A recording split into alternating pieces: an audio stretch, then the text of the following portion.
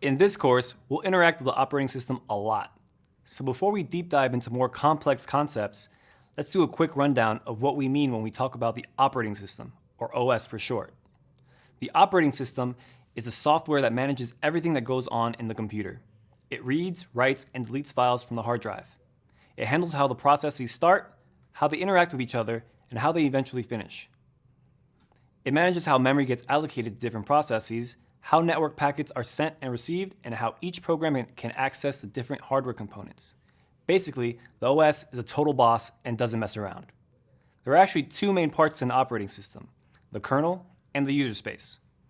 The kernel is the main core of an operating system. It talks directly to our hardware and manages our system's resources.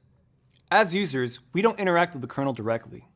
Instead, we interact with the other part of the operating system called the user space. The user space is basically everything outside of the kernel. These are things that we interact with directly, like the system programs and user interface.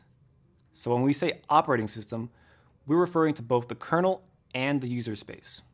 The operating system does a lot of things. It does so much that we need a bunch of courses to cover all of it. But for this course, we'll focus on managing files and processes on the OS running on your computer. The scripts we'll write will all run in the user space. In some cases, though, our scripts may interact with the kernel of the operating system to get extra information or to ask it to perform certain operations. As you probably already know, there's a lot of different operating systems out there. The major operating systems used in IT today are Windows, macOS, and Linux. The Windows operating system is developed by Microsoft and is widely used in the business and consumer space. Most PCs come with Windows as the default operating system. macOS is developed by Apple and is mainly used in the consumer space. If you purchase any Apple computer, it'll come with macOS preloaded. Linux is an open source operating system. Open source software is free to share, modify, and distribute. Score. Linux is used heavily in business infrastructure. Most servers in the world today are running Linux. It's also available in the consumer space, although less common. Linux itself is actually the name of the kernel originally developed by Linus Torvalds, also a total boss. Because of the evolution of the rest of the operating system, we typically use Linux to refer to both the kernel and the whole operating system. Today, Linux has grown into a huge community effort with developers all over the world contributing to its success. Because Linux is open source, a lot of different organizations package their own versions of it, unlike Windows or macOS, which are solely developed by their respective companies. We refer to these different flavors of Linux as distributions. Some common Linux distributions are Ubuntu, Debian, and Red Hat. If you've heard of Chrome OS, you may know that it's another operating system based on the Linux kernel. But unlike other distributions, Chrome OS is usually considered an OS in its own right. Lastly, the Android operating system, which is used a lot on smartphones, also runs a Linux kernel.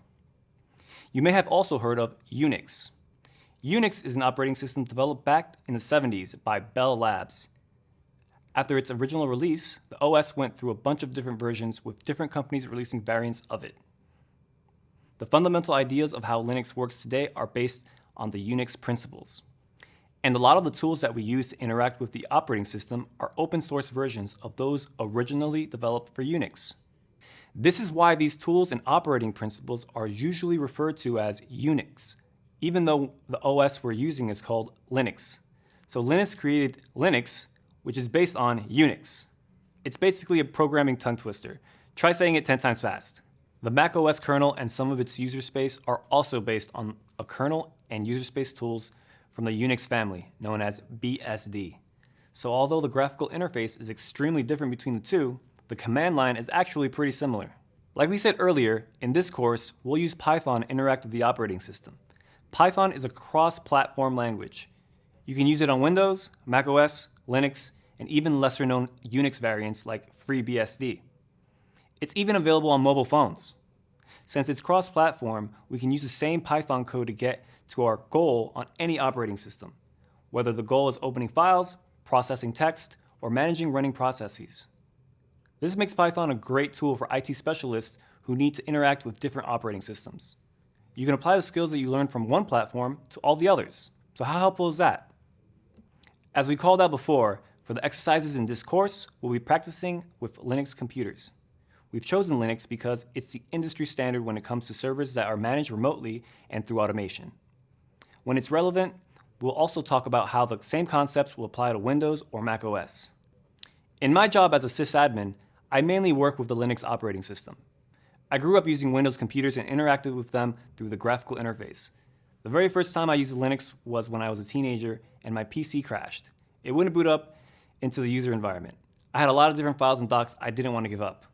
So I did some research, and on a friend's computer, I burned a portable Linux OS called Slacks onto a CD. I got my PC to boot up from there and was able to rescue most of my files. Learning Linux opened up a whole new world of customization and configuration for me.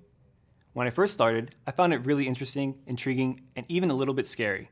Today, Linux is the primary OS I use to work every day. We've learned a bunch of things about operating systems and their histories. If all those different names are making you feel like your human operating system is crashing, don't worry. You'll pick it up as we go along. Now that we know we're on the same page when we say OS, in the next video, we're going to get our computer ready to work with Python.